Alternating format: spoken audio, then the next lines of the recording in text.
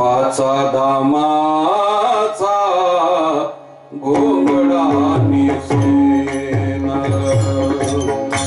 पाचा धामाचा घोंगडा निसेन,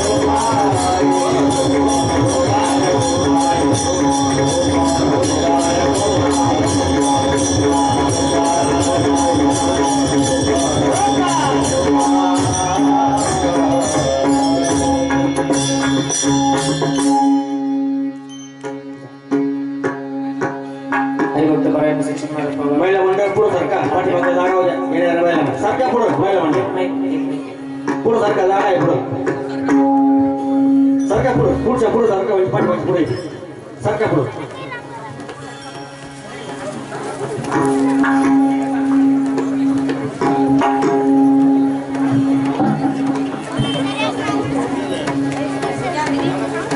त्याला पुढे यायचं सांगा पुढे जागा आहे भरपूर पूर्ण इकडे बस मोठी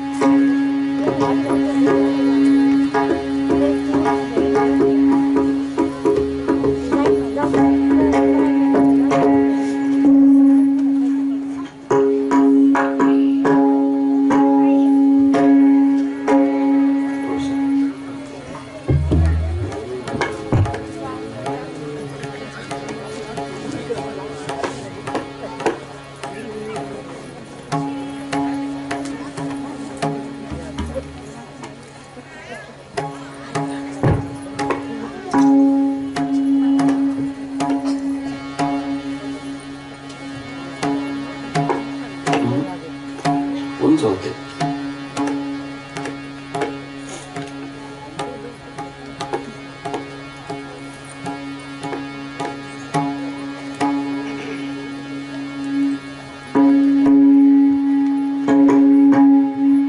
पाचा दामाचा घोंगडा निसेन, पाचा दामाचा घोंगडा निसेन, उरली मोठते मी जेवीन गे बाईये, कामारी कामारी कामारी होईन, त्या गोपाळाचे घर घेन गे बाई. तयाचा उंबरा उशी साकरीन,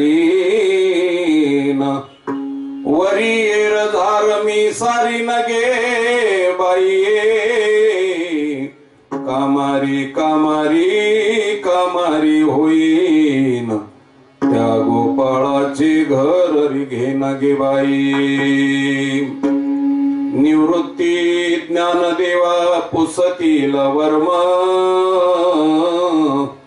निवृत्ती ज्ञानदेवा पुसतील वर्म, तयाची कामीन पुरी नगी बाई, कामारी कामारी कामारी होईन, त्या गोपाळाची घर घेन गे बाई. विठ्ठल विठ्ठल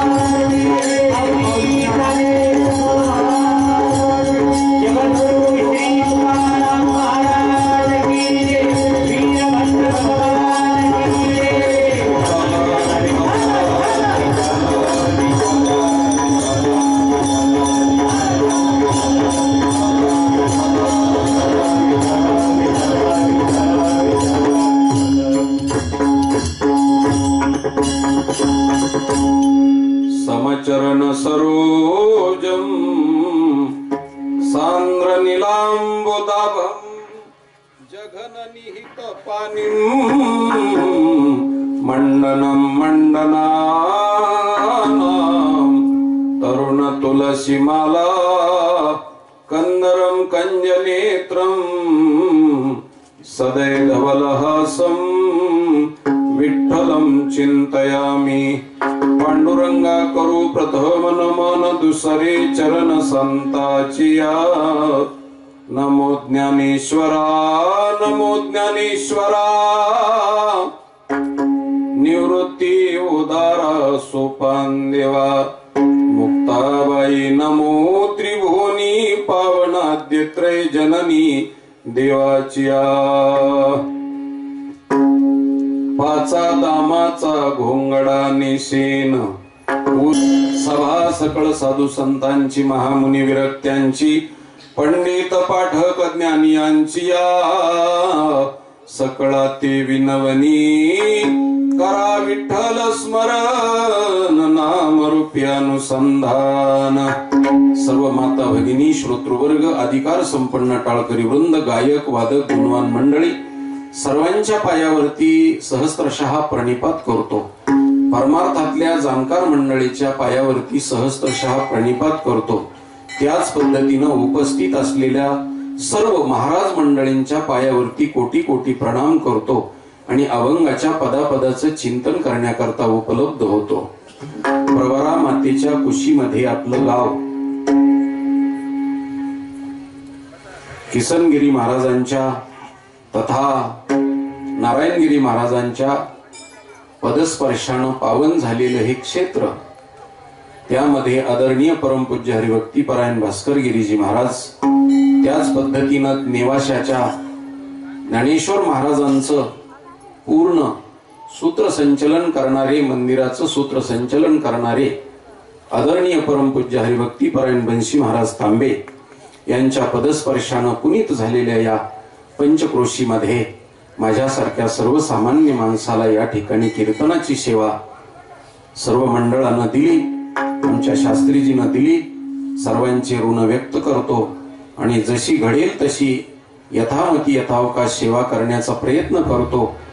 या अभंगावरती मी जे बोलेल ते माझं यथार्थच आहे असा दावा नाही, अशी आत्मप्रोढी नाही, असा अहंकार नाही. माझ्या गुरुजीच्या आशीर्वादानं, पंढरपूर निवासी दुंडा महाराज कंधारकरांच्या आशीर्वादानं तथा काशी निवासी राजराजेश्वर शास्त्री द्रविड यांच्या आशीर्वादानं मला 12 वर्षामध्ये जे प्राप्त झालेलं आहे ते तुमच्या कर्णरूपी ताटामध्ये माझ्या मुखरूपी चुलीवरती झालेल्या बाजरीच्या कण्या वाढतो. त्या कण्या जरी असल्या तरी त्या तुळशीच्या पानानं पवित्र होत असतात. साधू संतांच्या आशीर्वादानं पवित्र झालेले शब्द तुम्ही प्रसाद म्हणून ग्रहण करून घ्याल अशी अभ्यर्थना, प्रार्थना, अर्जदस्त विनंती तुम्हा सर्व मायबापांच्या, श्रोतृवर्गांच्या आणि पांडुरंग परमात्म्याच्या भक्ताच्या पायावरती करतो आणि अभंगाच्या पदापदाचं चिंतन, विश्लेषण करण्याकरता उद्धृत होतो. विठ्ठला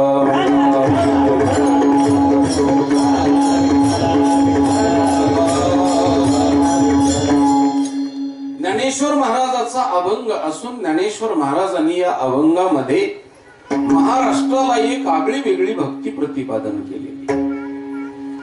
कारण नारदानं जसं नारद भक्तिसूत्र लिहिलं, शांडिल्यानं जसं भक्तिसूत्र लिहिलं, त्याच पद्धतीनं पतंजलीनं ज्याप्रमाणे योग सूत्र लिहिलं, त्याच पद्धतीनं चरकानं जसं आरोग्य सूत्र लिहिलं, तसं ज्ञानेश्वर महाराजांनी आणि जगद्गुरु तुकाराम महाराज, नाथ महाराजांनी मराठीमध्ये जी भक्तिशास्त्रातली अभंग रचना केली ती मराठीतली भक्तिसूत्र आहेत. महाराज विठ्ठल.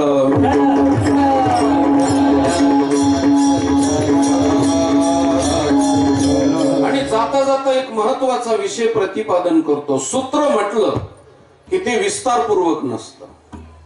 सूत्र म्हटलं की अगदी छोटं असतं. किती छोटं असतं तर गणित शास्त्र आहे, त्या शास्त्राला सूत्र असतं. आणि शास्त्र म्हटलं की शास्त्राला सूत्र असतं, इतिहासाला सूत्र नसतं.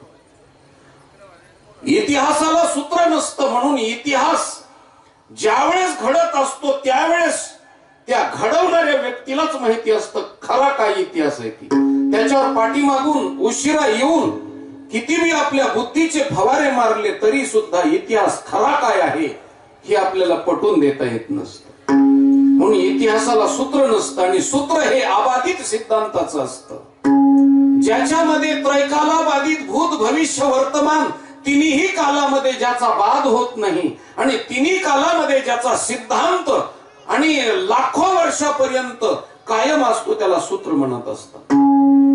उदाहरणार्थ सर्वांना कळण्यासाठी सांगतो, गणित हे शास्त्र आहे म्हणून त्याला सूत्र आहे. त्याच्यात भूमिती हे शास्त्र आहे आणि अंकगणित हे शास्त्र आहे. अंकगणितामध्ये 2 दुणे 4 हे सूत्र आहे. बेदुने 4 म्हणण्याकरता अमेरिकेच्या अध्यक्षाची गरज नाहीये. गावातल्या कचऱ्याने धोंड्याने जरी सांगितलं तरी बेदुनी 4च असतं आणि अमेरिकेच्या अध्यक्षानं सांगितलं तरी बेदुनी 4च असतं. लाखो वर्षानंतर बेदुनी 4च राहणार आणि पाठीमाग हजारो वर्षापूर्वी ही बेदुनी 4च होतं. अबाधित सिद्धांत आहे, त्याच्यामध्ये बदल नाही. त्याला सूत्र म्हणतात.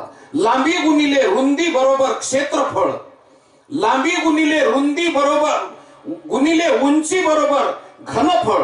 हे जसं क्षेत्रफळाचं घनफळाचं सूत्र आहे, हे अबाधित सिद्धांताचं सूत्र आहे. ते किलोमीटर मध्ये असो, इंचामध्ये असो, अथवा एखाद्या वेळेस सेंटीमीटर मध्ये असो, किंवा त्याच्याही पेक्षा बारीक असो, किंवा त्याच्याही पेक्षा मोठं असो, पण सूत्र म्हटलं की लांबी गुणिले रुंदी बरोबर क्षेत्रफळ. हे जसं सूत्र आहे तसं भक्तिशास्त्राचं सूत्र आहे आणि ज्ञानेश्वर महाराजांनी ते सूत्र आपल्याला प्रतिपादन केलं.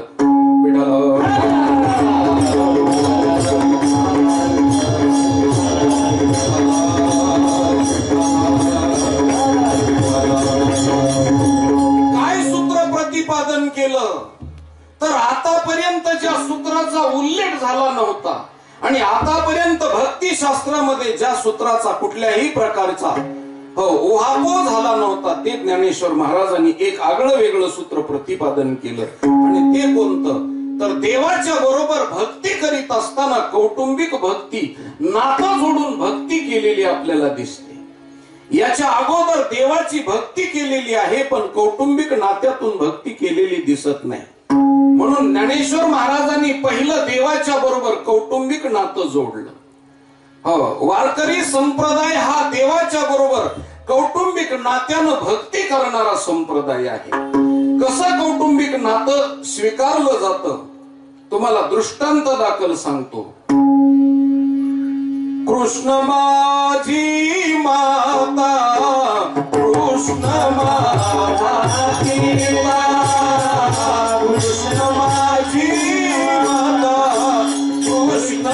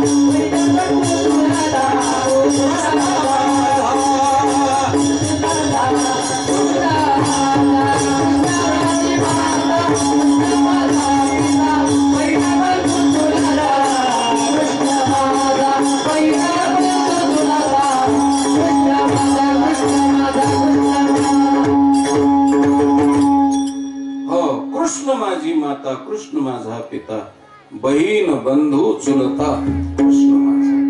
देवाच्या बरोबर जगद्गुरु तुकोबरायनं एवढे नाते जोडले. मी आपल्याला छोटासा प्रश्न विचारतो, हे नाते जोडून का भक्ती करायची? तर त्याचं एकमेव कारण तुम्हाला सांगतो. आपलं आपल्या कुटुंबावर जास्त प्रेम असतं का दुसऱ्याच्या कुटुंबावर? आपल्या कुटुंबावर. हे काय सांगण्याची गरज आहे का महाराज? हा सिद्धांत आहे, अपसिद्धांत नाही. आपलं आपल्या कुटुंबावर प्रेम असतं. मग आपल्या कुटुंबावर प्रेम करत असताना दुसऱ्याच्या कुटुंबाचं वाटोळं झालं तरी चालेल,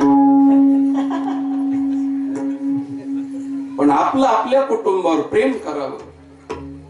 आता तुम्ही मला छान उत्तर दिलं, कारण बऱ्याच महाराजाला तुम्ही वाट लावलेलं असल्यामुळे छानपैकी उत्तर दिलं की आपल्या कुटुंबावर आपलं प्रेम असतं. आता इमाने ईदवारे कीर्तनामध्ये खोटं बोलायचं नाही, खरं बोलायचं. आपलं आपल्या कुटुंबामध्ये सगळ्यात प्रेम जास्त कुणावर?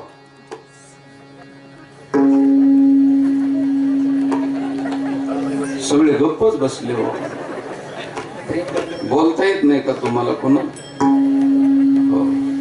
आमच्या भागामध्ये 5-5 वर्षाचे लेकरं बोलते आणि तुम्ही शांत झाले. काय कारण काय? पुन्हा प्रश्न विचारतो, आपल्या कुटुंबामध्ये सगळ्यात जास्त प्रेम कुणावर? नाही, धाडसी माणूस आहे. नाही, खरंच ना. पत्नीवर म्हणले ते 100% खरं आहे. आता हे सगळ्याच्याच मनात होतं, पण तोफेच्या तोंडी जायचं कोणी म्हणतात? असा प्रश्न आहे. सगळ्याला ते वाटत होतं, पण बोलाव कसं? बरं बोलाव तर ती जर आलेली असली तर तिच्या देखता बोलता येत नाही ना. मला काही माणसं घाबरतात. मी तरी म्हणलो हे का घाबरायला लागली माणसं? हो, तसं भिवू नका तिला तुम्ही. हो, भिवू नको. मी तुझ्या पाठीशी. घाबरायचं नाही तसं. तुम्हाला तिनं जर हानमार सुरू केलीच तर मी पळून जाऊ शकतो. घाबरू नका. असं मोकळ्या मनानं बोला. एवढं स्वातंत्र्य तुम्हाला. घरी गेल्यावर स्वातंत्र्य नाहीये. छानपैकी दोघा जणांनी उत्तर दिलं. आता ह्यानी एक उत्तर दिलं आणि ह्यानी एक उत्तर दिलं, पण त्याचं अजून झालं नाही म्हणून तो बोलला धाडसाने. पण यांनी छान उत्तर दिलं. महाराज, मी हे कशा करता तुम्हाला प्रश्न विचारला त्याचं एकमेव कारण आहे. माझ्या ज्ञानेश्वर महाराजांनी हा अभंग लिहित असताना पुरुषाच्या मानसशास्त्राचा अभ्यास केला, कुटुंबशास्त्राचा अभ्यास केला आणि समाजशास्त्राचा अभ्यास केला. तिन्ही शास्त्राचा अभ्यास करून हा अभंग लिहिला. पुरुषाच्या मनामध्ये काय दडलेलं आहे हे ज्ञानेश्वर महाराजांनी पाहिलं. कारण मला अशी भीती वाटत होती की कुणी म्हणतो का काय की आईवर प्रेम आहे म्हणून, पण म्हणला नाही ते बरं झालं. हो, पत्नीवर प्रेम. आणि खरं सांगतो जाता जाता तुम्हाला, पत्नीवरचं प्रेम हे उघड नाही महाराज, हे चोरून प्रेम आहे. चोरून प्रेम आहे. म्हणून माझ्या ज्ञानेश्वर महाराजांनी आजच्या अभंगामध्ये त्या भगवान परमात्म्याने माझ्यावरती चोरून प्रेम करावं आणि जीवापाड प्रेम करावं, एवढ्यासाठी आज ज्ञानेश्वर महाराज भगवंताची पत्नी झाली. आणि पत्नीच्या नात्यातून त्यांनी भक्ती केली. आणि पत्नीनं पतिराजासाठी त्यांचं मन राखण्यासाठी कसं वागावं आणि कसं राहावं त्याचं ब्रह्मचर्य धारण करणाऱ्या ज्ञानोबरांनी पती पत्नीत्वाच्या नात्यातला संबंध आणि वर्तनाची परिभाषा भक्तिशास्त्रातून प्रतिपादन केली.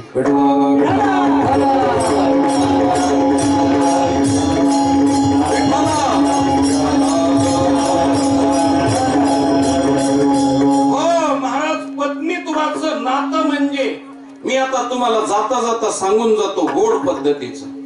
जगाच्या पाठीवर मातृत्वाचं नातं सगळ्या लोकांनी मोठं केलं.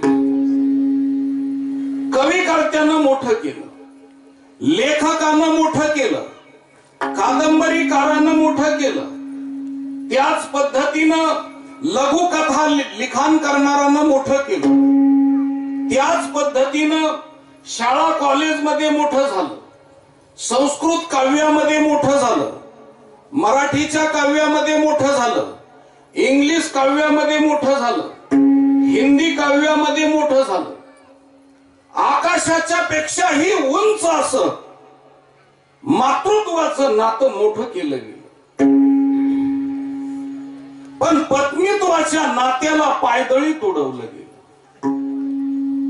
म्हणून ज्ञानेश्वर महाराजांनी उपेक्षित असलेल्या पत्नीत्वाच्या नात्याचा स्वीकार केला आणि पत्नीत्वाचं नातं मातृत्वाच्या नात्याला कुठंच कमी नाही हे दाखवून देऊन भक्ती कशी करावी लागते याचं प्रशिक्षण दिलं महाराज.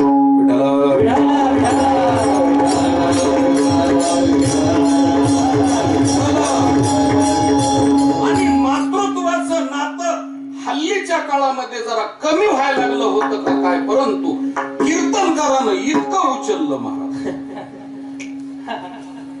हो, एवढं उचललं की जे कीर्तनकार आईला सांभाळीत नाही तेच कीर्तनकार मातृत्वाचं नातं समजून सांगतात महाराज. हे विशेष आहे. पुन्हा मातृत्वाचं नातं प्रबल केलं, पण आज मी पत्नीत्वाचं नातं सांगतो. पण पत्नीत्वाच्या नात्याचा ज्यावेळेस पुरस्कार करायचा आहे त्यावेळेस उलट्या धारेचा प्रवास आहे. उलट्या धारेनं मी चाललेलो आहे, जगापेक्षा वेगळ्या धारेनं चाललेलो आहे आणि आरोपीचं वकीलपत्र घेऊन चाललेलो आहे. आणि हे सिद्ध करायचंय मला. मातृत्व लहान करायचं नाही, मातृत्व मोठाच आहे, पण मातृत्वाच्या नात्याच्या बरोबरीला पत्नीत्वाचं नातं कुठं कमी आहे याचं संशोधन करायचंय. म्हणून न्यायाधीशाचं काम तुम्ही करायचं आणि वकिलाचं काम मी करायचं. कलमा मी मांडायच्या आणि हो किंवा नाही न्याय तुम्ही द्यायचा. पहिली कलम मी मांडतो, एका पारड्यामध्ये मातृत्व आणि एका पारड्यामध्ये पत्नीत्व. आणि हे कशा करता तर ज्ञानेश्वर महाराजांनी जे शिकवलेलं आहे त्याच्यासाठी मला बोलायचं. पहिली गोष्ट मी आपल्याला पहिला प्रश्न विचारतो, जगाच्या पाठीवर अनेक स्त्रियाचे मुलं मेले असतील का? नसतील मेले? मेले असतील. पण एखाद्या तरी आईनं मुलासाठी स्वतःचा देह चितेमध्ये समर्पित केला, स्वतःचा प्राण समर्पित केला. एखाद्या तरी आईचा दृष्टांत आहे का?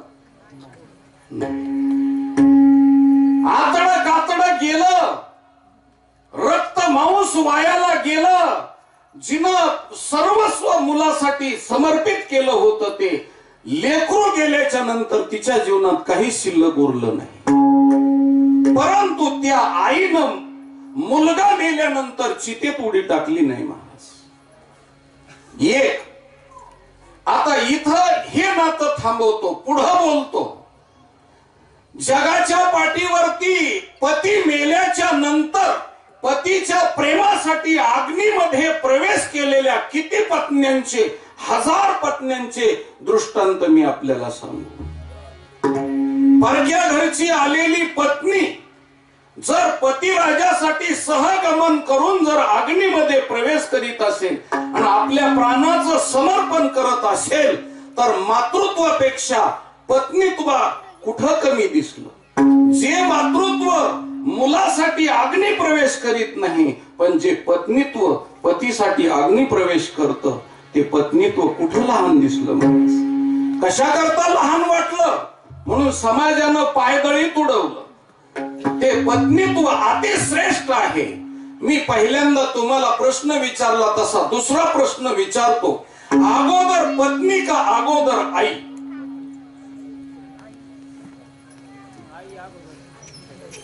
तुमच्या भागामध्ये जरा वेगळं दिसतंय. कारण स्त्रीच्या जीवनामध्ये ती कुणाची तरी पत्नी झाल्याशिवाय आई होते का? मग स्त्री पहिल्यांदा पत्नी का पहिल्यांदा आई? पत्नी आधी आहे. मग तोफेच्या तोंडावरती ती गेली, तिला दिव्य घेतल्याशिवाय, पत्नीत्व स्वीकारल्याशिवाय महाराज तिला मातृत्व मिळतच नाही. म्हणून अगोदर स्त्री पत्नी होते आणि नंतर आई होते. दुसरीचा वर्ग तिचा आईचा आहे, पहिलीचा वर्ग पत्नीचा आहे. म्हणून पत्नीत्व हे कमी नाही. आई मुलाच्या नावाचा एखादा तरी अलंकार अंगावर धारण करते का? नाही. मुलाच्या नावाचा एकही अलंकार धारण करीत नाही. पण पत्नी पायाच्या बोटापासून ते डोक्याच्या केसापर्यंत सगळा 7-12 मालकाच्या नावात. जे न लिहिले लल्लाटी ते करी तल्लाटी. म्हणून तलाट्याची पाटी कदापि न सोडावी उद्धवा. आता भागवतात ओवी इति बगल पुराणम, नवीन पुराण बगल पुराणातली ओवी आहे महाराज. सगळा 7-12 गट नंबर 33 चे पाणी येते. हो, झाड झुडपा सगट पोट खराब जमीन सगळी मालकाच्या नावाने, सगळी पायाचे बोट तिचे, पण जोडवे कुणाचे? पतिराजाचे. घोटे तिचे, पण पैंजण कुणाचे? तुमच्याकडे पैंजणच म्हणतात का चैन म्हणतात? साकड्या, चाळ. हो, बरं आहे, चाळात चाळ थोडा, आणि चाळून चाळून घेतल्यानंतर ते बी चांगलाच आहे. ते चाळ, चैन, साखळ्या अनेक प्रकारच्या काय जे असतील. त्यानंतर पूर्वीच्या काळामध्ये कंबरपट्टा असायचा पतिराजाच्या नावचा, कारण ती नांदायला निघाल्याच्या नंतर कंबर कसून निघायची. महाराज मरणार पण नांदणं सोडणार नाही, माग सरकायचं नाही. सासरग्रही मरेल पण माघारी येणार नाही, म्हणून कंबर कसून तिनं कंबरपट्टा घालायचा, नेसायचा, बांधायचा. म्हणून ती माग भीत नसे, प्राणाची सुद्धा बाजी लावायची. म्हणून कंबरपट्टा बांधून नांदायला निघायची. नांदणारीला चाड होती म्हणून कंबरपट्टा तिला असायचा. आता तिनं कंबरपट्टा सोडून दिला आणि पुरुषानं उचलला. महाराज हो, आता पुरुषाला कंबरपट्टा आहे. तो जर गळायला लागला तर मधून मधून असं वरी करतो. तो तिला म्हणतो, तू माझ्या आईला सांभाळ नको सांभाळू, वडिलाला बोल नको बोलू, त्यांना गोठ्यामध्ये का जागा देणार, पण तुला मी नांदवल्याशिवाय सोडणार नाही. गळाल्याला कंबरपट्टा वरी घ्यायचा. ती त्याला पहिली अनन्य होती, हा तिला अनन्य आहे. कंबरपट्टा, त्याच्यानंतर हात तिचे पण कंकण मालकाचे. हो, बांगड्या मालकाच्या असतात. आखाई चुडा हातिया, आखाई चुडा हातिया,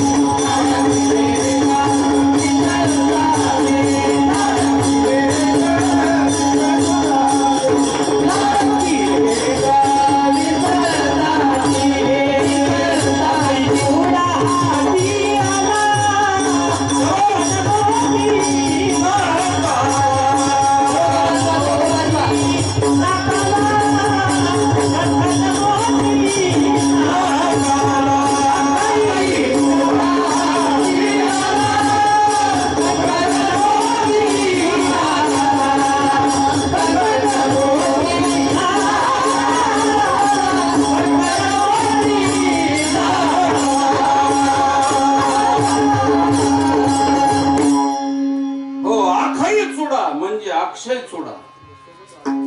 हो, सौभाग्याचं लेणे बर काही. पतीच्या नावाच्या बांगड्या घातल्या जातात म्हणून आखाई चुडा हाती आला. पतिराजासाठी कंकण आहेत हातामध्ये. आता ठेवायचे का नाही ठेवायचं, त्याच्यावर किती प्रेम करायचं का नाही करायचं हे ज्याची त्याने ठरवायचं. हो, कारण स्त्री स्वातंत्र्याचं युग आहे. हो, नसलेले पाठ सुजूस तर हानते मला. त्याचा काय नियम आहे सांगता येत नाही. मंगळसूत्र पतिराजाचं, नाक तिचं पण नथ मालकाची. पण पूर्वीच्या काळामध्ये नथ गोल असायची, पूर्ण प्रेम. हो, असं वाटोळी नथ असायची, गोल मोठी. मध्ये त्याच्यात पुन्हा लहानच झाली, संतोषी मान फुटाने खा, अशी बारीक, जरा प्रेम कमी झालं थोडस. आता तर एक नवीनच अलंकार निघालाय तुमच्या भागात, मला माहित नाही, पण नवीन अलंकार निघाला असा 3 घोसाचा महबूबा म्हणते तर. आणि महबूबा शब्दाचा उर्दू मध्ये अर्थ होतो नवरा. हो, ते नवराच लोंबत असतो नाकामध्ये, त्याचं प्रतीक आहे महाराज ते असं. आणि ते बी उर्दू असल्यामुळं महबूबा असं सरळ म्हणायचं नाही, मग गालाचा फुगा होऊन फुटला पाहिजे, महबूबा असं. ते महबूबा असा नाकामध्ये. त्यानंतर कपाळ तिचं पण कुंकू मालकाचं. आता ती टिकली लावती का कुंकू तो विषय वेगळा, पण कुंकू मालकाचं. आणि शेवटची गोष्ट सांगतो, डोकं तिचं पण केस मालकाची. मालकासाठी तिनं केस राखलेले असतात महाराज. म्हणून माझ्या ज्ञानेश्वर महाराजांनी सांगितलं, माझे मालक भगवान परमात्मा आहे, त्यांचे पाय झाडण्यासाठी मी केस राखलेले आहेत. माऊलीचे केस कशासाठी आहेत? माऊली लिहितात महाराज, भेटवावो त्यासी चरण झाडीन केसी, भेटवावो त्यासी चरण झाडीन केसी, सगुण रूपासी विवो भाळलिये, सगुण रूपासी विवो भाळलिये, भेटवावो त्यासी चरण झाडीन केसी. हो, पतिराजाचे पाय झाडण्याकरता केस राखलेले असतात महाराज. पातिवृत्याचं लक्षण म्हणून तर आमच्या भारतातली स्त्री केसामध्ये सौंदर्य नसताना सुद्धा ते केस पदराखाली का झाकून घेते? कशा करता झाकते? आतापर्यंत कधीच विचार केला नाही, पण आज ज्ञानेश्वर महाराजांच्या पातिवृत्यासाठी मला सांगायची वेळ आली. कारण पूर्वीच्या काळामध्ये काड्याच्या पेट्या कमी असायच्या, म्हणून अग्नी या घरून त्या घरी लावून घेऊन जायचे दिवा. पूर्वीच्या काळात या घरून दिवा त्या घरी घेऊन जायचा, नंतर चुलीला पेटू घालायचं आणि नंतर स्वयंपाक करायचा. आणि गावातल्या प्रमुख पाटलाच्या वाड्यामध्ये हो ते सतत बंब पेटलेला असायचा, सतत गावाला अग्नी देण्याचं काम त्यांच्याकडे. म्हणून तो अग्नी तिथून लावून घेऊन जायचा, अशी पद्धत होती. पण त्या दिव्याला वाऱ्याची झुळूक लागू नये म्हणून असा पदराखाली जपून घेऊन जायचा आणि आपल्या घरापर्यंत पोहोचता करायचा. तसं आमची भारतीय स्त्री डोक्यावरती पदर का घेते, पदराखाली का केसाचं सौंदर्य झाकून ठेवते, तर माहेर घरचा दिवा हो सासर घरी योग्य रीतीनं गेला पाहिजे आणि मध्ये त्याला कुणाच्या वाईट नजरेची झुळूक लागता कामा नये आणि तो दिवा मध्येच विजू नये, याच्यासाठी डोक्यावरती केस असतात.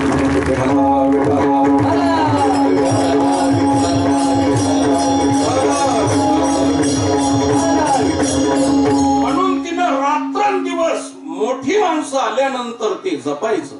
देशादेशाचे करार होत असतात, त्यावेळेस करारावरती राष्ट्र अध्यक्ष पंतप्रधान सह्या करतात, त्यावेळेस ते कराराची पुस्तकं झाकून आणली जातात आणि दिली जातात. कराराच्या सह्या केल्या की पुन्हा झाकून. जसा देशादेशाचा करार झाकून असतो, तसा माहेरचा आणि सासरचा करार जन्मभर ती मुलगी असेपर्यंत झाकून असावा. म्हणून ज्ञानोबारांनी सांगितलं, जैसी कुलवधू लपवी अवयव. कुलवान स्त्री आपले अवयव लपवीत असते आणि आपल्या अवयवाचं प्रदर्शन करून जगाला भुलवण्याचं काम हे कुलवान स्त्रीच्या जीवनामध्ये घडत नसतं. म्हणून कुलवान स्त्री आपले अवयव झाकून घेत असते. नग शिकांत तसं हो साधू संतांनी आपला पदर डोक्यावरचा खाली येऊ देऊ नये महाराज. हो, कारण आईनं एकदा पदर तिच्या डोक्यावरती घातलं, सांगितलं की बाई तुझ्या डोक्यावरचा पदर खांद्यावरती येऊ देऊ नकोस. तिथं तुझ्या डोक्यावरचा पदर उचलून वरती घालण्याकरता मी तिथं नाहीये. आणि लोकांच्या नजरा फिरफिरत्या करू नकोस. आणि माहेरला आणि तुझ्या खानदानीला जपायचं काम तू कर, जन्मभर हयातभर. आणि पदर डोक्यावरचा खाली येऊ देऊ नकोस. माहेरचं तू नाव मोठं कर. तू असेपर्यंत तुझ्या चितेला ज्या दिवशी अग्नी लागल त्या दिवशी माहेरच्या आणि सासरच्या लोकांनी तुझ्यासाठी डोळ्याला पदर लावून रडावं आणि म्हणावं की बाई चांगली वागली. एवढ्यासाठी तुला हयातभर नाकाच्या शेंड्यावरती नजर ठेवून चालावं लागल. तसं महाराज मंडळीचं जीवन कसं आहे तर आमच्या ज्ञानेश्वर महाराजांनी आळंदीमध्ये, तुकोबारायनं देहूमध्ये, नाथ महाराजांना पैठणमध्ये आमच्या डोक्यावरती पदर घातला महाराज. आणि हयातभर आम्ही नाकाच्या शेंड्यावरती नजर ठेवून चालायचं. आणि आपल्यामुळं वारकरी संप्रदायाला खाली पण येऊ नये म्हणून हयातभर या पदराला महाराज मंडळीनं जपायचं आहे. माणकऱ्यानं जपायचं आहे. ज्या दिवशी महाराजाच्या चितेला अग्नी लागल त्या दिवशी लोकांनी डोळ्याला पदर लावून रडावं आणि एवढंच म्हणावं की महाराज चांगले वागले, यासाठी केला होता अट्टहास आणि शेवटचा दिस गोड व्हावा. म्हणून आपल्याला जर संप्रदायाचं चांगलं करता आलं नाही तर करू नका मायबाप. चांगलं करता आलं तर करू नका. पण संप्रदायाला आपल्या वर्तनामुळे जर वाईट दिवस येत असले आणि त्या संप्रदायाला जर कलंक लागत असेल तर हा ड्रेस काढून ठेवलेला बरा. या ड्रेसचा मान ठेवायचा असेल तर म्हणून डोक्यावरती पदर तो खाली येऊ द्यायचा नाही. हे करारीबाण्यानं वागायचं आहे. म्हणून डोक्याचे केस, म्हणून तर आमच्या द्रौपदी मातेनं त्या केसाला ज्या दुःशासनाचा हात लागला ते केस, दुःशासनाचं रक्त जोपर्यंत हृदयाचं लागलं जात नाही केसाला तोपर्यंत माझे केस मोकळे राहतील ही प्रतिज्ञा केली तिनं. म्हणून स्त्रीची आबरू डोक्याच्या केसामध्ये आहे आणि पुरुषाची आबरू मिशीमध्ये आहे. म्हणून पुरुषाची आबरू मिशीमध्ये आणि स्त्रीची आबरू डोक्याच्या केसामध्ये. म्हणून आर्य चाणक्य सांगतो ज्या दिवशी नंद कुळाचा नायनाट करीन त्याच दिवशी शेंडीला घाट मारीन, नाही तर तोपर्यंत नाही. तसं माहेर घरी प्रतिज्ञा करून मुलगी नांदायला निघाल्यानंतर सांगते बापाला तुमच्या बाबा नावाला कलंक लागणार नाही याची मी दक्षता घेईन. आणि ज्या दिवशी कलंक लागेल त्या दिवशी चितेवर माझे पहिल्यांदा केस जळून जाते आणि नंतर तुमचा माझा करार समाप्त होईल आणि मग नंतर माझ्या देहाला अग्नी लागेल. विठाला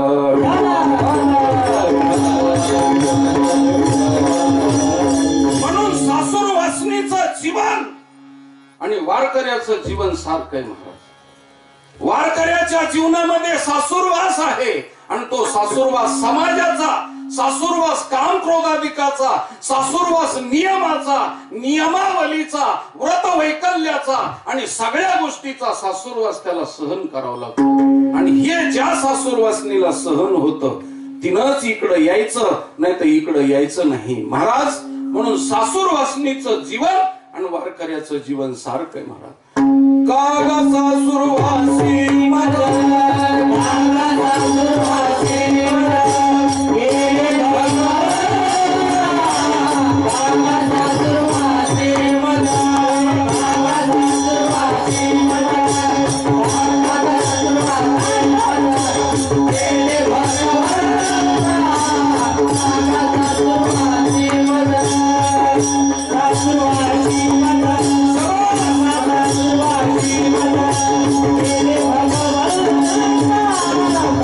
Thank you.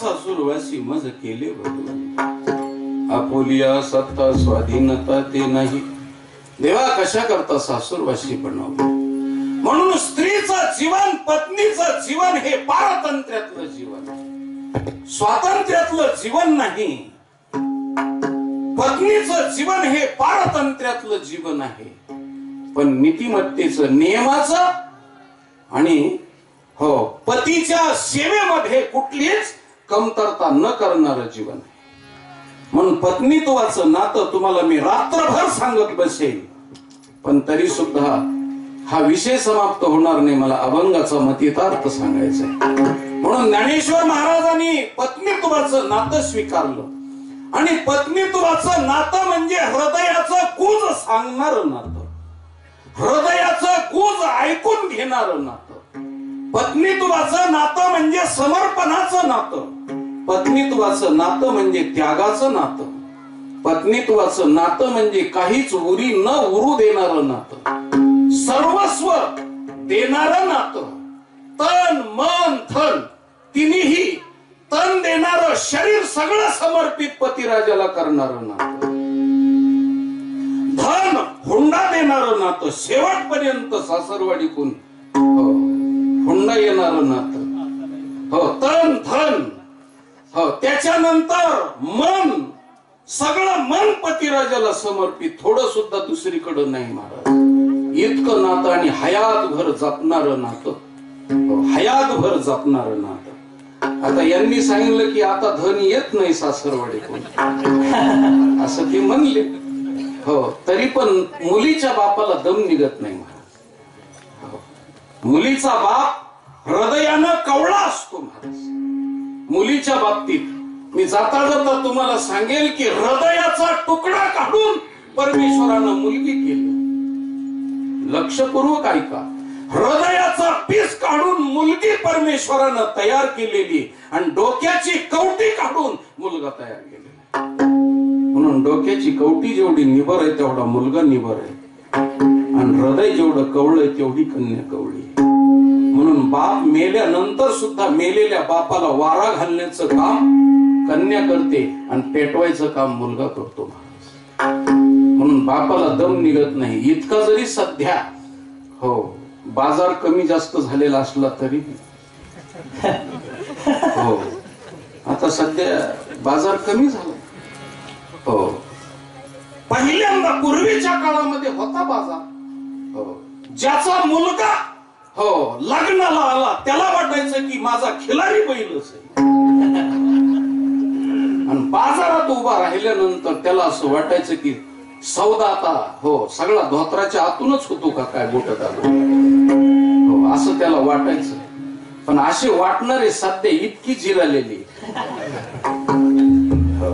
जिरालेली की माझ्याकडं 35 बायोडाटा आहेत महाराज लोकांनी दिलेले महाराज कुठं मुलगी दिसली तुमच्या नजरेस आली तर बघा हो आता आमच्याकडे काय कारखाना आहे का नाही पण जाता जाता कुठं नजरेला आली तर आता ह्यांचे सोयीपण करायचे म्हणल्यावर कीर्तन बंद करावं लागते आणि तेच धंदा सुरू करावा लागेल पण आता त्यांच्या घरी राहायचंय खायचंय मुक्काम करायचंय नाही कशाला म्हणायचं बायोडाटा घ्यायचा आणि असे बायोडाटा घेतलेले हो 35 बायोडाटा आहेत आणि कवळ्या किराळ मुलाचे खूप लहान लहान हो 45 48 हो 52 इथपर्यंत थोडा दम खा येत्या मुली वाट पहा तमाला फळ असतं नुसतं फळ नाही काशी फळ असतं असं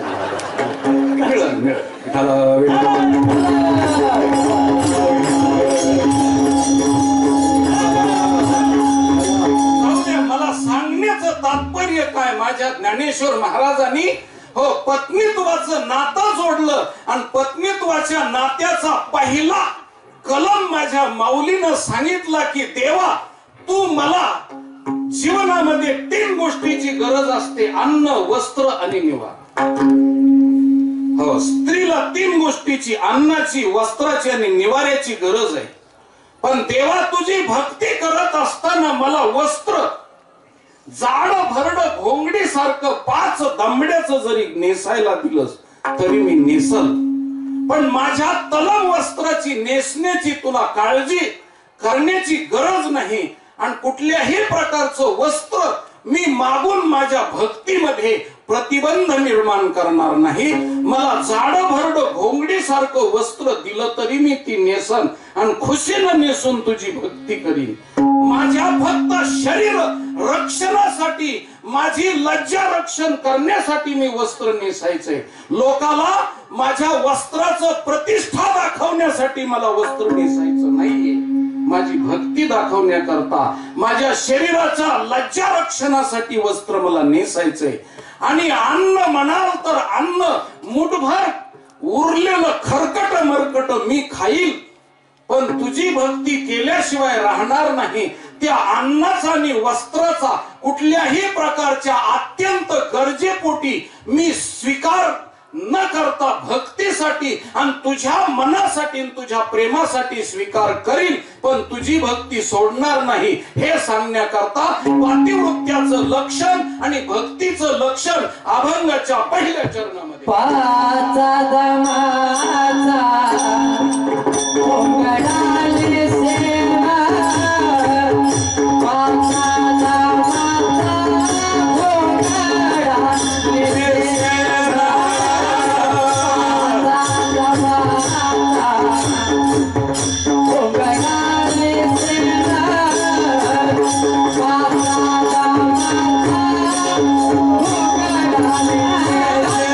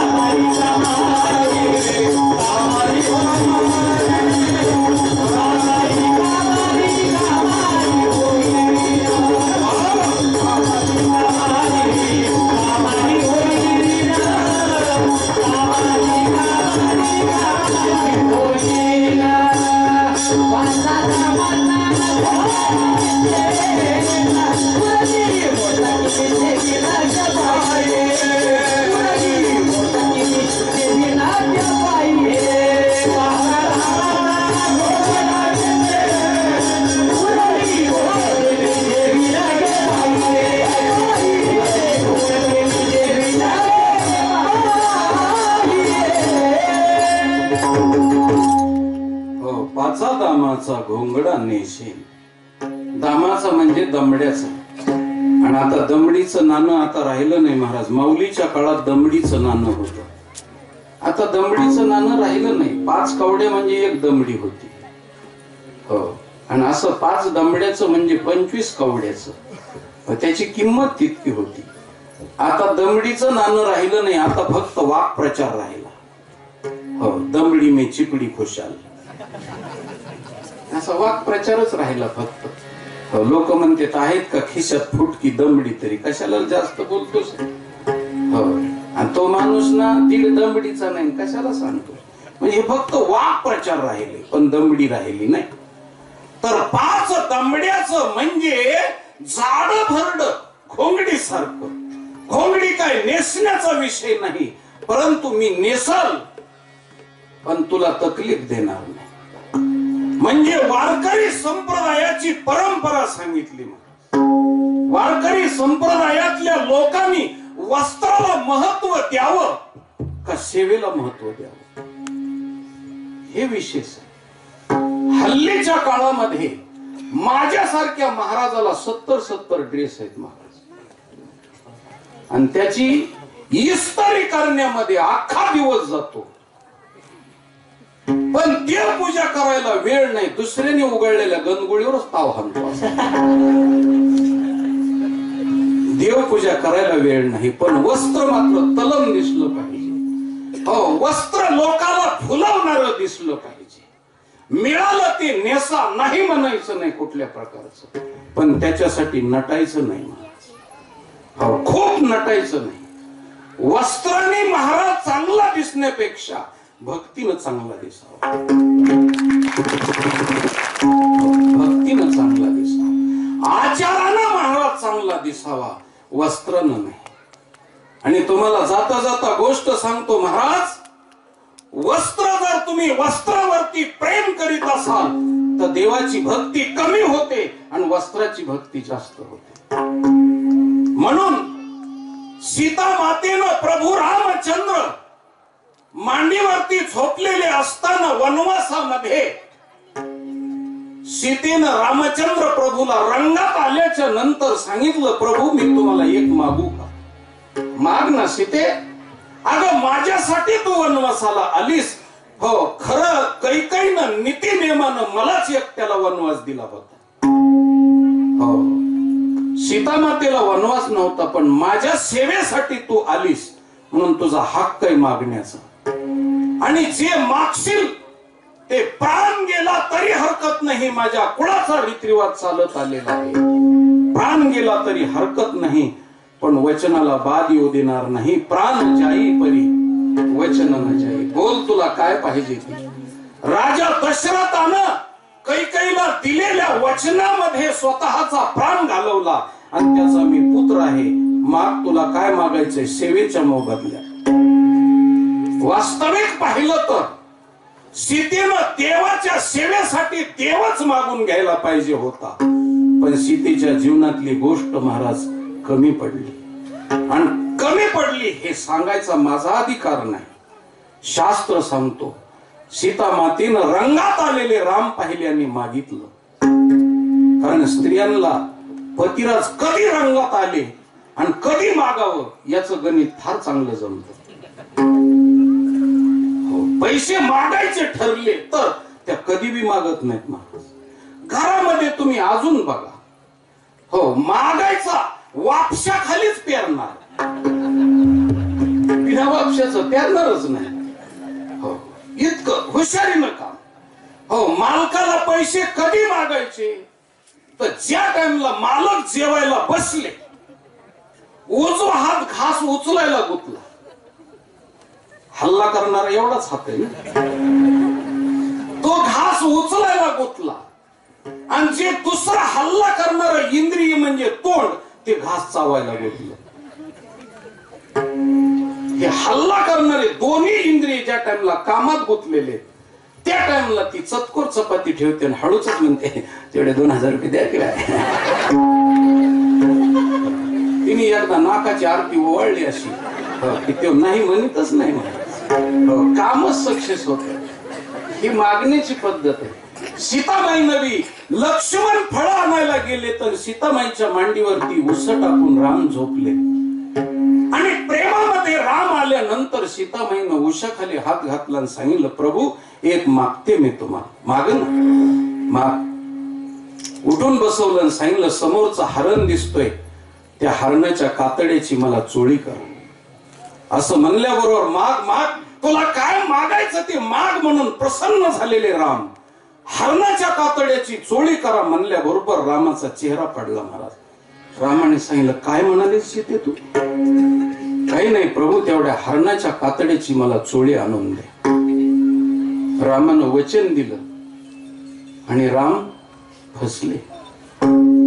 धनुष्यबाण उचललं आणि सीतामाईला पुन्हा एकदा डावा पाय पाठीमाग, उजवा पाय पाठीमाग, डावा पाय पुढे टाकला आणि सांगितलं माग वळून, सीते काय म्हणालीस तू? काही नाही प्रभू, तेवढ्या हरणाच्या कातड्याची मला चोळी करा. वस्त्र मागितलं, वस्त्र. एक तर भारतीय नियम आणि संस्कृती अशी आहे की पत्नीला नांदायला आल्यानंतर नवऱ्याला कधीच वस्त्र आणि अलंकार मागू नयेत, मागू नये. आणि त्याने सुद्धा तिचे वस्त्र जर फाटलेले असतील तर त्याला जर घेण्याचं कळत नसेल तर तो नवरा म्हणून घेण्याच्या लायकीचा नाही. तुका म्हणे नग्न भाज तरी ती लाज स्वामीशी. सीतेची चोळी फाटलेली नव्हती आणि सीतेनं चोळी मागितली.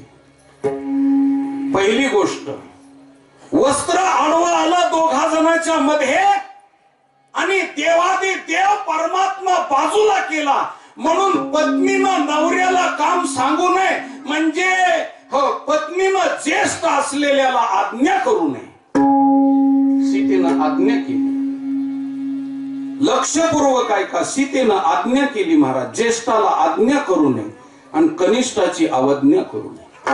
लक्ष्मणाची अवज्ञा केली सीतेने. ज्येष्ठ असलेल्या रामाला आज्ञा केली. कितीही मोठ्या घरची जरी बाई असली आणि ती येणे जरी झालेली असली आणि एका यमाला आटपायसारखी नसली आणि हा मॅट्रिक जरी शिकलेला असला आणि ऊस तोडीवाला असला तरी तिनं म्हणू नये, यायला लागला तर येता येता तुम्ही बी पाणी प्यान, मला तांब्या भरून घेऊन ये, असं म्हणायचं नाही महाराज. पुण्य खलास होतो, व्रत आचरणामध्ये बाध निर्माण होतो. म्हणून सीतेनं वस्त्र आणा ही आज्ञा केली, ज्येष्ठाला आज्ञा केली, कनिष्ठाची अवज्ञा केली आणि तिनं स्वतंत्र राहण्याची प्रतिज्ञा केली. किती मोठ्या घरची किती सुशिक्षित असली तरी एकटी राहण्याची प्रतिज्ञा करू नये. आणि एकटी जर राहिली तर देवाची बायको सुद्धा पळवली जाते. हो, लक्षपूर्वक माझं बोलणं आहे का? एकटी जर ती पतिराजाला सोडून जर राहिली तर देवाची बायको सुद्धा पळवली जाते. बाकीच्यांचा विषय ज्याची त्यांनी पाहायचा. म्हणून स्त्रीनं स्वतंत्र राहण्याची प्रतिज्ञा करू नये, ज्येष्ठाला आज्ञा करू नये, कनिष्ठाची अवज्ञा करू नये. आणि सीतेनं ज्येष्ठाला आज्ञा केली मला चोळी आणा. आता तिथं नेमकं चुकलं कुठं कुठं याच्यावर मी रात्रभर त्याच्यावरती विवेचन करीन, पण मला तेवढं सांगत बसायचं नाही. तर एकच सांगायचंय, हो, पत्नीनं पहिली गोष्ट वस्त्र मागू नये आणि त्यांनी ते फाटायच्या अगोदर घेतल्याशिवाय राहू नये. दुसरी गोष्ट, तिच्याकडे जर 100 साड्या असतील तर पुन्हा संक्रांतीसाठी नवा हट्ट करू नये. मग सीतेची चोळी फाटलेली नव्हती आणि राम हरणाची चोळी घेऊन तर परत आले नाहीत तोपर्यंत कुणाच्या चोळ्या घातल्या? चोळी फाटलेली नसताना सीतामातेनं चोळी मागितली, हव्यास झाला. दुसरी गोष्ट, नवऱ्याचा वस्त्रासाठी वापर झाला. भक्तानं देवाला वस्त्र मागितलं आणि भक्तीमध्ये प्रतिबंध निर्माण झाला. याच्या नंतर पुढची गोष्ट सांगतो तुम्हाला. दुसऱ्याचा जीव घेऊन आपली इच्छा पूर्ण करणं कोणत्या कायद्यामध्ये बसतं? हरणाचा जीव घ्यायचा आणि आपली हौस पूर्ण करून घ्यायची कुठं बसतं? याच्या नंतर पूर्वीची गोष्ट सांगतो. त्याच्या पूर्वी हरणाच्या कातड्याची चोळी कुणी केली नव्हती आणि त्याच्या पुढे कुणी केली नाही. सीता मातेनं का मागितली याच्यापेक्षा पुढे जाऊन सांगतो तुम्हाला. हो विठाला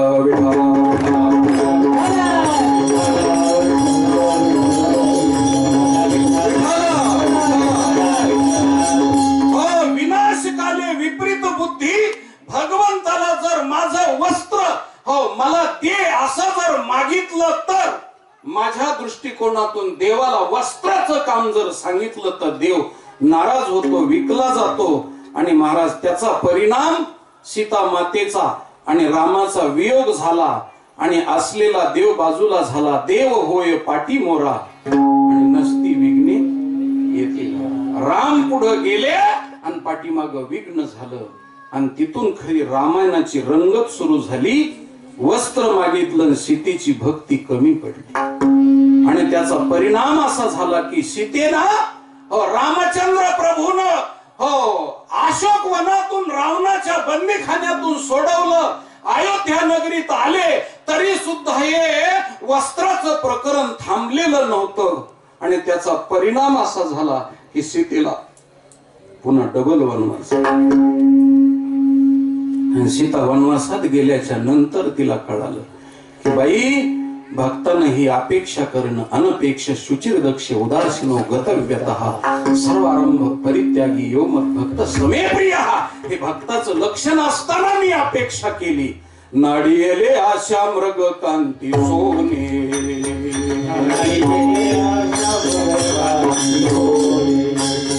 नाडियेले रघुनाथा पाटी लागी देणे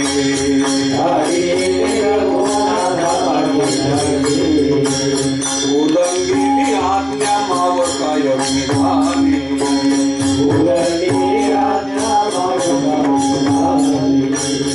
मज घेवोनी सुनाटाले सुनेवो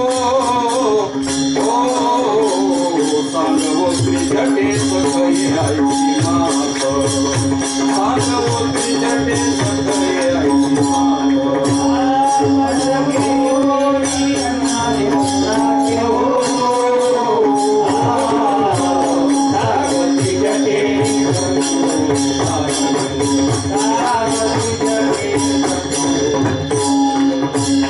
नाडिले आशा मृग कांती सोने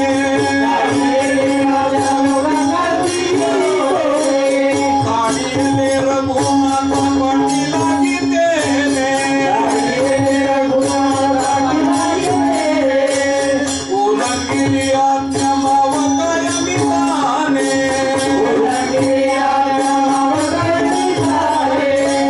मज घेवोनी सुनाटाले सुनेवो मज घेवोनी सुनाटाले सुनेवो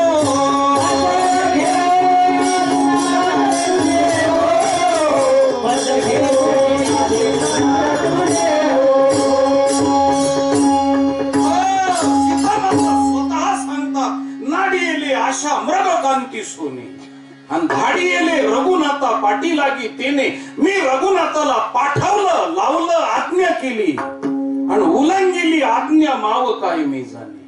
आणि मज घेऊन सुनाट आले सुने म्हणजे हे कुत्र रावण नावाचं कुत्र मला घेऊन आलं बाई. सांगवो त्रिजटे सखई आईशी मात देईल का निधी भेटी रघुनाथ. माझा परमात्मा मला भेटल का. नुसतं वस्त्र अडवालं आणि त्या वस्त्रासाठी मला राम पारखा झाला बाई. आता मी काय करू म्हणून सीता माता रडायला लागल्या. महाराज माझ्या ज्ञानेश्वर महाराजांनी विचार केला. लग्न झालेल्या पत्नीला जर वस्त्र मागितलं तर त्यांनी वेगळं केलं आणि त्यांच्यामध्ये बेबनाव झाला. मी तर लग्नाची बायको नाही, मग मला भगवान परमात्मा स्वीकारेल का. म्हणून देवा समोरच्याला ठेस लागल्यानंतर मागचा शाना होत असतो. म्हणून सीतेच्या भक्तीमध्ये कुठे न्यूनता वाटली म्हणून माऊलीनं सांगितलं की मला वस्त्राची गरज नाही. पाचा दामाचा घोंगडा नेसेल आणि उरली मोठ ते मी जेवी नाही. वारकरी संप्रदायाची परंपरा आहे. नामदेवराय वाळवंटामध्ये कीर्तन करीत असताना सांगतात सुंबाचा करदोडा रक्त्याची लंगोटी आणि नामा वाळवंटी कीर्तन करी. मी सुंबाचा करदोडा घालून रक्त्याची हो लंगोटी घालेन पण कीर्तन सोडणार नाही, ही नामदेवरायची. आणि पाचा रामाचा घोंगडा नेसेल ही भक्ती ज्ञानोबरायची. आणि देखोनिया चिंद्या भरोनिया धागा आणि आळवणी टिंब टिंब आळवावे तू कोबरायची भक्ती.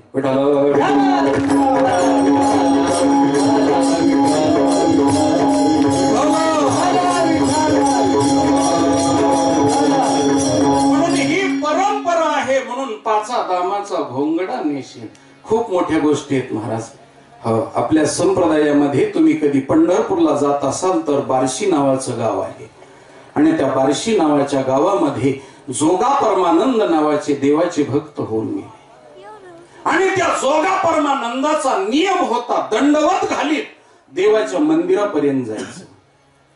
आणि त्या जोगा परमानंदाच्या 1 किलोमीटर दंडवत घालीत घालीत देव दर्शनाला जायचं आणि मंदिराला दंडवत घालीत घालीत प्रदक्षिणा घालायच्या.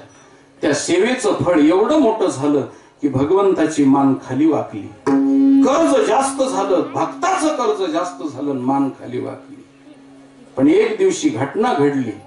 महाराज दंडवत घालीत येत असताना एक व्यापारी चाललेला होता. त्या व्यापाऱ्यानं महाराजांच्या परमानंदाच्या अंगावरती एक भरजरी शाल, धोतर जोडी आणि शर्टाचं कापड दिलं. सांगितलं महाराज एवढं राहू द्या.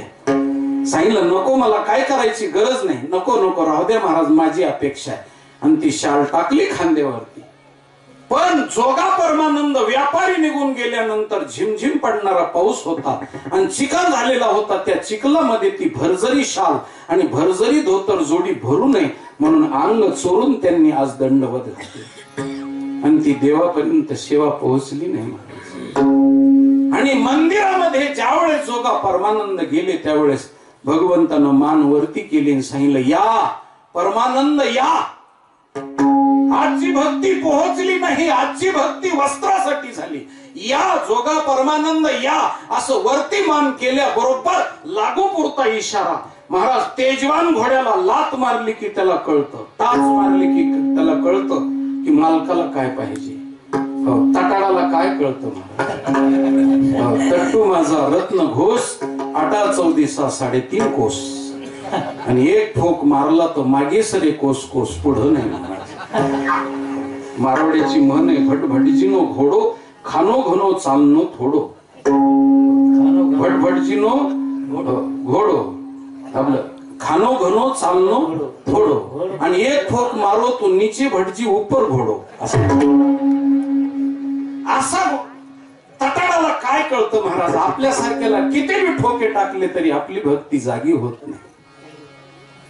जोगा परमानंदाला कळालं. देवानं मानवरी केल्याबरोबर त्वेषानं माघारी निघाले आणि तिकडून एक माळी दादा येत होता डोक्यावरती मोठ घेऊन आणि शिवळाटामध्ये गोहरे अडकवलेले होते आणि पाणी देण्याकरता जाई जुई शेवंतीला पाणी देण्याकरता निघालेले. सांगितलं दादा एवढं माझं काम करा, हे माझे वस्त्र माझ्या घरी नेऊन द्या. व्यापारीने सत्कार केलेला आहे पण मला जायचंय ना आणि हे गोरे उभे राहणार नाही. तर सांगितलं राहू द्या मी सांभाळतो, जा एवढं तुम्ही माझी आपण एका भजनातले मित्र आहोत.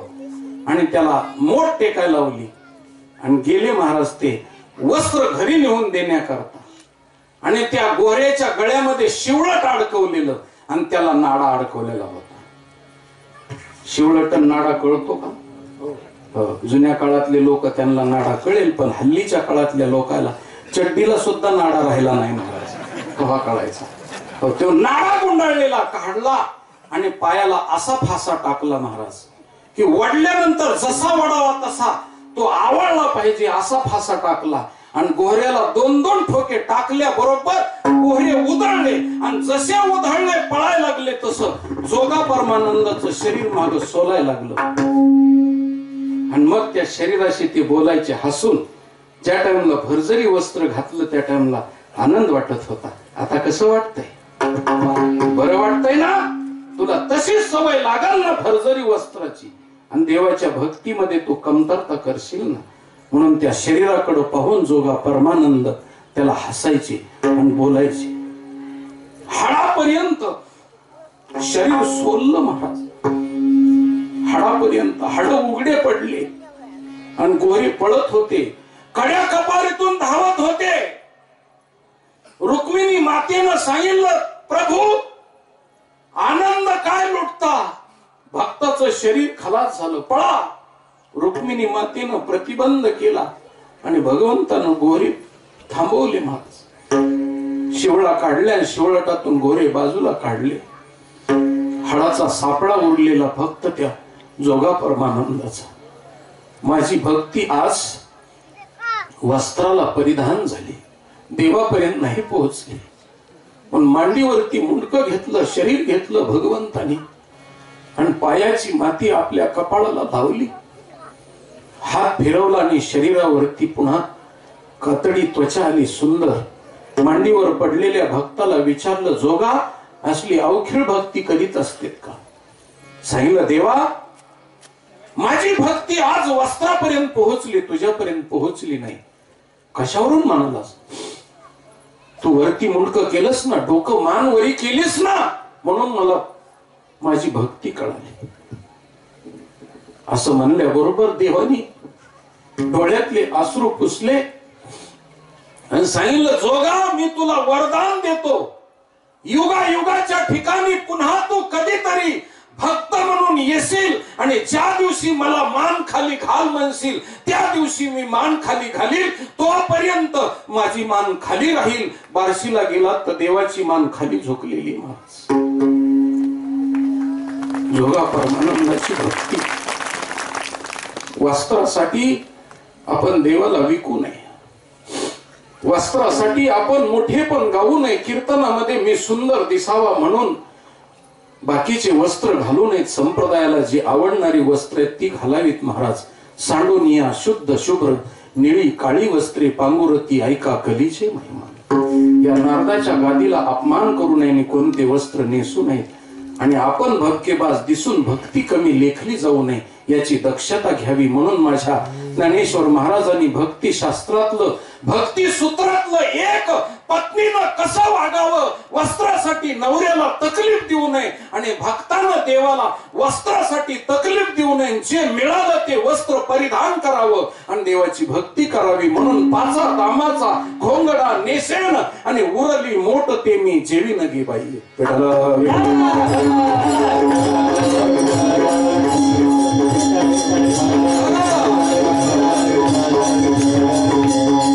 दुसरा दृष्टांत सांगायचा ठरलं तर पुणे जिल्ह्यामध्ये केंदूर पाबळ नावाचं गाव आहे आणि त्या केंदूर पाबळ मध्ये कानो पाठक नावाचे देवाचे भक्त होऊन गेले, ज्यांची ज्ञानेश्वर महाराजाच्या समाधी सोहळ्याला मानाचं कीर्तन झालं. असे कानो पाठक केंदूर पाबळ गावामध्ये राहत असताना मंदिरामध्ये भजन करीत होते आणि भजन करता करता योग असा झाला की कडाक्याची थंडी पडली, 0 डिग्री सेल्सिअस तापमान झालं महाराज आणि पाणी गोठलं, रस्त्यावरचं पाणी गोठलं आणि अंगावरती 2 बोटाची लंगोटी असलेले कानो पाठक अंगातल्या रक्तवाहिन्या गोठून चालल्या आणि अंग ठणकायला लागलं. टाळ खांद्यावरती घेतले आणि कानो पाठक घराकडे निघालेले, 2 बोटाची लंगोटी अंगावर परिधान करून निघालेले. घरी आल्याच्या नंतर पत्नीला रात्रीच्या 2 वाजता हाक मारली, अगं काही पांघरायला असलं तर मला दे, माझं शरीर ठणकाय लागलंय आणि अंगामध्ये माझा थंडीनं हुडहुडी भरून रक्त माझं गोठायला लागलंय. असं म्हटल्याबरोबर त्या कानो पाठकाच्या पत्नीनं सांगितलं, स्वामी अंधारी अमावास्येची रात्र आहे, अंधार कीट आहे आणि रात्रीचा समय आहे आणि तुम्ही एकटेच आहात म्हणून मी तुम्हाला बोलते. तुम्ही तरी निदान 2 बोटाची लंगोटी अंगावर परिधान केलेली आहे, पण माझं अर्ध लुगडं पोरांच्या खाली अंतरू घातलंय आणि अर्ध लुगडं पोरांच्या अंगावरून पांघरू घातलंय. माझ्या अंगावर 2 बोटाची सुद्धा लंगोटी नाही का चिंदी नाही, चिंदी. मी कुणाला वस्त्र मागू, घर उघड आहे, कुणाला मागू? असू दे असू दे, उठ आपण भजन करू आणि भजन करायला लागल्याच्या नंतर ऊर्जा निर्माण होईल. भजनाची ऊर्जा निर्माण होते महाराज. कडाक्याच्या थंडीमध्ये सुद्धा टाळ करायला आणि कीर्तन करायला थंडी वाजत नाही, अंगाला घाम येतो, कारण ती ऊर्जा असते. हो, भक्तीची शक्ती असते. उठ भजन करू दोघं बी आणि आपल्याला ऊर्जा येईल, गरमी येईल. म्हणून पत्नीला उठवलं आणि तिच्याकडे एक टाळ दिला आणि आपण टाळ घेऊन भजन करायला लागले. घर उघड होत म्हणून काही चोर घरात चोरी करण्याकरता आलेले होते, पण या पती पत्नीचा संवाद ऐकला त्यांनी आणि एका वस्तीवरून घोंगड्या लुटून आणलेल्या होत्या. त्या घोंगड्या पुढं तोंड केलं आणि त्यांच्याकडे असं पाठीमाग त्या घोंगड्या फेकल्या. त्या चोराला दया आली. महाराज, पांघरा पांघरा बाबा, तुम्ही तरी पांघरा, सकाळच्या पारी तुमची प्रेत यात्रा निघाली. पांघरा. हो, जाऊ पुढती भिके कुत्री घर रागती. हो, जवळी येता चोर धाके, आम्ही सदैव सुडके. जवळी येता चोर धाके, चोराला दया आली की हे मरतील म्हणून, आणि घोंगड्या टाकल्या बरोबर कानोपाटकानं, बघ आपण देवाचे निश्चिम भक्त आहेत म्हणून देवाने आपल्याला घरी आणून घोंगड्या दिल्या. घोंगड्या जवळ केल्या कानोपाटकानं आणि पांघरणार इतक्या अवकाशामध्ये कानोपाटकाच्या पत्नीनं घोंगड्या काढल्या आणि दोघा जणांच्या घोंगड्या काढल्या आणि बाजूला फेकल्या आणि सांगितलं, पहाटचे 4 वाजलेले, काकड्याचा टाइम झालेला आहे. ह्या घोंगड्या जर पांघरल्या तुम्ही आणि मी, आणि जर ऊर्जा निर्माण होऊन गरमी निर्माण झाली तर काकड्याचं भजन कोण करेल? कोण करेल काकड्याचं भजन? आपल्या भजनामध्ये प्रतिबंध निर्माण करणाऱ्या घोंगड्या आपल्याला नाही पाहिजे. आणि लात मारून घोंगड्या फेकून दिल्या. एवढी कानोपाटकाच्या पत्नीची भक्ती आणि कानोपाटकाची भक्ती त्या परंपरेमध्ये माझे ज्ञानेश्वर महाराज झाले. जोगा परमानंदाच्या परंपरेमध्ये माझे ज्ञानेश्वर महाराज झाले आणि त्यांनी यांच्याकडून शिकून महाराष्ट्राला वस्त्रासाठी देव विकू नका, फक्त देवाची भक्ती देवाच्याच भक्तीसाठी करा. देवाची आचाडे आळवावे देवा आणि ओस देह भावा पाडून या. देहाची कुठल्याही प्रकारची तक्रार करू नका आणि त्याला फार पोसण्याचं काम करू नका. म्हणून असं भक्तिसूत्र माझ्या ज्ञानेश्वर महाराजांनी पत्नीच्या रूपानं आपल्याला प्रतिपादन करताना सांगितलं. पाचा दामाचा घोंगडा नेशेन आणि उरली मोठ ते मी जेवी न घे बाई. विठ्ठल उरली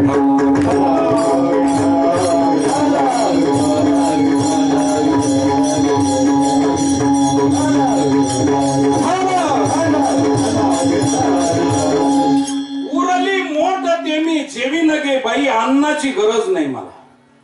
अजूनही स्त्रीचं जीवन खेड्यापाड्यातल्या पाहुणे जर घरामध्ये आले तर किती बी श्रीमंत घरची जरी बाई असली आणि स्वयंपाक जर कमी पडला तर ती स्वतःसाठी नवा स्वयंपाक करीत नाही. ती म्हणते उरलेलं अर्धी काची जेवढी असेल शिळी पाकी भाकरी दुसऱ्याला भोजन घालण्यामध्ये तिचं मन प्रसन्न होतं. आपल्या स्त्रीचा तुम्ही अभ्यास करा. दुसऱ्याला भोजन घालण्यामध्ये ती संतुष्ट होते आणि स्वतःला नाही उरलं तर महाराज ती स्वतः नवा स्वयंपाक करीत नाही. जेवढा असन तेवढा अर्धपोटी का होईना बघू संध्याकाळी, पण स्वतःसाठी स्वयंपाक करीत नाही. दुसऱ्याला ताट भरून वाढणारी आमची भारतीय नारी ताट भरून वाढते आणि प्रसन्न मुद्रेनं वाढते महाराज. पण स्वतःसाठी ती मोठ्या घरची असली तरी वाटी घेते आणि डाव्या हातात भाकरी घेऊन तेवढीच खाते महाराज. वाटीमध्ये कशाला एकटीसाठी बाई ताट खरकट करायचे? कशासाठी करायचंय? उगीच काम कशाला वाढवायचं आपल्या एकटीसाठी? म्हणून अल्पसंतुष्ट जीवन तिचं आहे. माझ्या माऊलीनं हे बारकावा पाहिला. जर भारतीय स्त्री आणि महाराष्ट्राची स्त्री जर एवढ्या बारकाव्यानं पतीच्या घरी आपलं परक समजून राहते आणि ती कशावरती सत्ता करीत नाही, तर मी या जगतातल्या पदार्थावरती मी का सत्ता करावी आणि का कशा करता भक्तीमध्ये त्याचा प्रतिबंध निर्माण करावा? म्हणून स्त्रीकडून भक्ती शिकावी. म्हणून माझ्या ज्ञानेश्वर महाराजांनी सांगितलं, उरली मोठ ते मी जेवी न घे बाई. जेवढं उरलेलं खरकट मरकट खाईन, पण माझ्यासाठी मी नवा स्वयंपाक करणार नाही आणि माझं अल्पसंतुष्ट पोट भरल्याशिवाय राहणार नाही. हेच भक्तानं हो न मिळो खावया न वाढो संतान परिहा नारायण कृपा करो. अशी भक्ती जीवनामध्ये व्हावी. जाता जाता एक महत्वाची गोष्ट सांगतो. वेळ आपला पुष्कळसा झालेला वेळेचं भान मला राहिलेलं नाही आणि तुम्ही कोणी मला घडी बी दाखवली नाही. पण जाता जाता सांगतो महाराज, स्त्रीचं जीवन कसं असतं. पूर्वीच्या काळात बाप मुलीला देत असताना, लग्न करीत असताना, मुलाच्या घरी गेल्याच्या नंतर, पूर्वीच्या काळातल्या मुलीच्या बापाची गोष्ट सांगतो मी तुम्हाला. मुलीचा बाप घरी गेल्याच्या नंतर, मुलाच्या घरी गेल्याच्या नंतर महाराज तो मुलाचं सौंदर्य पाहत नसे, मुलाचं वय पाहत नसे, मुलाचं शिक्षण पाहत नसे, मुलाची उंची पाहत नसे, मुलाचं आरोग्य पाहत नसे, मुलाचा रंग पाहत नसे. मग मुलीच्या बापानं काय करायचं तर मुलाच्या बापाची नजर चुकवायची आणि मध्यस्थी असलेल्या माणसाला घेऊन जाऊन शेतामध्ये नवरदेवाच्या चक्कर मारायची. आणि शेत पाहण्यासाठी नाही, ज्याच्या शेतात कवटीचे झाड, ज्याच्या शेतात चिंचेचे झाड, ज्याच्या शेतात बोरीचे झाड, ज्याच्या शेतात कारीचे झाड, ज्याच्या शेतात आंब्याचे झाड, ते झाड पाहून मुलगी ढकलायची. का तर तिच्या सासून तिला जर अन्न नाही दिलं तर तिनं शेतामध्ये येऊन कवट खाऊन, चिंचा खाऊन, बोर खाऊन नान्न कडेला लावावं, पण पडून येऊन माझ्या नावाला कलंक लावू नये म्हणून माझ्या मुलीच्या जेवणाची व्यवस्था बाप महाराज कवटीच्या झाडाकडे पाहून देत असे. मग मुलगी जर कवटीच्या झाडाकडे पाहून दिली जाते तर आम्ही पंच पक्वान्नासाठी का भक्ती करावी महाराज? कशा करता भक्ती करावी, कशा करता? म्हणून मिळालं ते खावं, ताटात आलं ते खावं, पण बाकीच्या गोष्टी करण्याची गरज नाही. त्या अल्पसंतुष्ट मुलीचं जीवन सासर घरी गेल्यानंतर तिचं जीवन कसं आहे तर ती शेवटच्या क्षणापर्यंत पोटाला आड्या देईल पण बापाच्या नावाला कलंक लावून पळून येणार नाही महाराज. तशी आपली भक्ती पळून जाणारी भक्ती नाही पाहिजे. नाही खायला मिळालं तर हरकत नाही, परंतु भक्ती करताना मागं सरायचं नाही महाराज. आमच्या काळामध्ये मी आळंदीला राहत असताना आम्हाला 10 दिवस अन्न मिळालं नाही महाराज. 1972 साली देशामध्ये दुष्काळ होता आणि त्या टाइमला भल्याला अन्न नव्हते. त्या टाइमला आम्ही आळंदीत होतो. अर्धा तास घरामध्ये उभं राहून सुद्धा भाकरी मिळत नव्हती. फ्रूटवाले धर्मशाळेत एक बाजरीच्या पिठाचा मीठ आणि तिखट टाकलेला खळा मिळायचा, एवढा वगरळभर. ते 11 वाजता प्यायचं. ते दुसऱ्या दिवशी 11 वाजता तेवढाच कालवनाचा खळा प्यायचा. पण धातू रुपावल्या भोगताना मागं राहायचं नाही. अभंग पाठ करताना मागं राहायचं नाही, ओव्या पाठ करताना मागं राहायचं नाही. सगळा अभ्यास करायचा. अन्न मिळतंय म्हणून तिथं राहायचं नाही, नाही मिळतंय म्हणून पळून जायचं नाही. ज्ञानेश्वर महाराजाच्या दरबारात राहायचं आणि अभ्यास करायचा. जाता जाता सांगून जातो महाराज, किती कठीण प्रसंग. मला पुस्तक मिळालं नाही, पुस्तक अभंग पाठ करायला आणि भांडारकराचं पहिलं पुस्तक दुसरं पुस्तक मिळालं नाही. तर अभंग पाठ करण्याकरता दुसऱ्या मुलानं रात्रीच्या 10 वाजेपर्यंत अभ्यास करायचा आणि 10 वाजता त्याच्या उश्याचं पुस्तक घ्यायचं, मालिका घ्यायची आणि धातू रुपावल्याचं पुस्तक घ्यायचं भांडारकराचं आणि नियम पाठ करायला जायचं. चिमणी नाही आणि चिमणीला रॉकेल नाही. स्मशानभूमीत जायचं आणि मसनवाट्यामध्ये मडे जळायचे, त्याच्या उजेडामध्ये अभ्यास करायचा. मागं सारखायचं नाही. ही भक्ती उपयोगाला येते.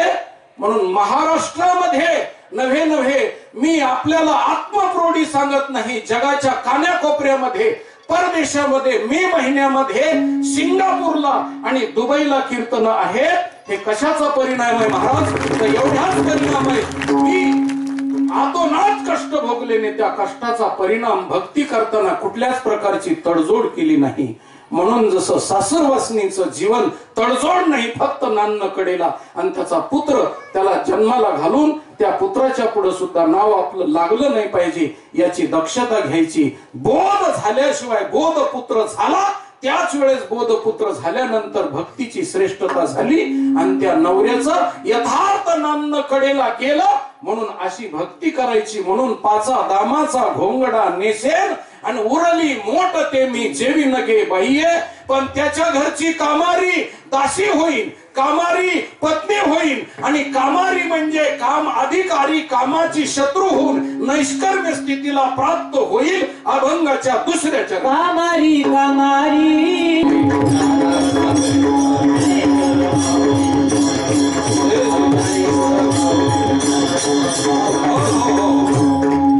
तयाचा उंबरा उशीसा करीन म्हणजे कुत्र्यासारखा ओशाला उंबरा म्हणजे मला घराची सुद्धा गरज नाही महाराज, त्याचा उंबरा ओशाला करून कुत्र जसं उंबऱ्याजवळ पडतं तसं मी पडन. तुझ्या दारीचा कुतरा नको मोकलो दातारा, बहु झालो लंड पायी घातली मुरकुंड. असा उंबरा उशाला घेऊन पडन, तयाचा उंबरा उशीसा करीन, पण वरी येरझार जन्म मरणाची येरझार समाप्त करीन. आणि सरते शेवटी मुलगी दिल्याच्या नंतर बापाला आनंद होत असतो महाराज. आणि मग बाप आणि आई नांदून आल्यानंतर मुलीच्या पाठीवरून हात फिरवते, गालाचा आलापाला घेते, कपाळाला आखाला बोट मोडते आणि बाईची दाढीवटी धरून विचारते, बाई तुझं सासर सासरा नवरा दीर भाई कसं येत?